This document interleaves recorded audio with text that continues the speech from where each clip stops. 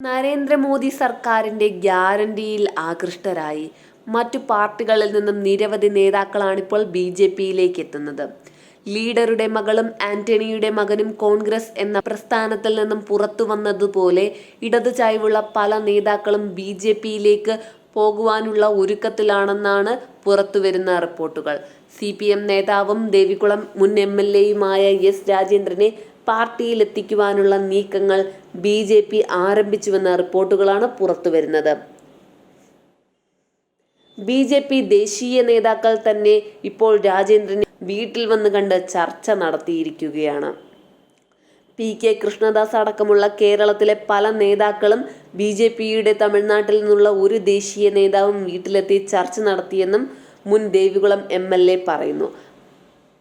പക്ഷേ അന്തിമ തീരുമാനം താൻ എടുത്തിട്ടില്ലെന്നും ചർച്ച നടന്ന കാര്യം ജനുവരിയിൽ സംസ്ഥാന സെക്രട്ടറിയെ അറിയിച്ചിരുന്നുവെന്നും അവഗണനയായിരുന്നു മറുപടിയെന്നും അദ്ദേഹം കൂട്ടിച്ചേർത്തു. കഴിഞ്ഞ നിയമസഭാ തിരഞ്ഞെടുപ്പിൽ LDF സ്ഥാനാർത്ഥിയായിരുന്ന A രാജയെ തോൽപ്പിക്കാൻ ശ്രമിച്ചുവെന്നാരോപിച്ചായിരുന്നു രാജേന്ദ്രനെ പാർട്ടിയിൽ നിന്നും സസ്പെൻഡ് ചെയ്തത്. 2023 ജനുവരിയിൽ സസ്പെൻഷൻ കാലാവധി കഴിഞ്ഞെങ്കിലും അംഗത്വം പുതുക്കാൻ രാജേന്ദ്രൻ തയ്യാറായില്ല.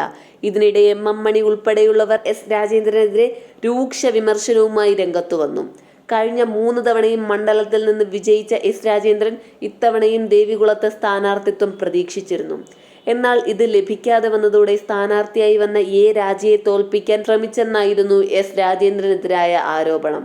എന്നാൽ രാജയ്ക്കെതിരായി താൻ ഒരു ബൂത്തിൽ പോലും പ്രവർത്തിച്ചിട്ടില്ലെന്നും S രാജേന്ദ്രൻ നേരത്തെ തന്നെ വ്യക്തമാക്കിയിരുന്നു. സ്വന്തം പാർട്ടിയിൽ നിന്നുണ്ടാകുന്ന അവഗണനയും കാലുവാരലുമാണിപ്പോൾ നേതാക്കളെ BJPയുടെ പാളയത്തിലേക്ക് എത്തിക്കാൻ പ്രേരിപ്പിക്കുന്നതെന്നാണ് പ്രാഥമിക നിഗമനം.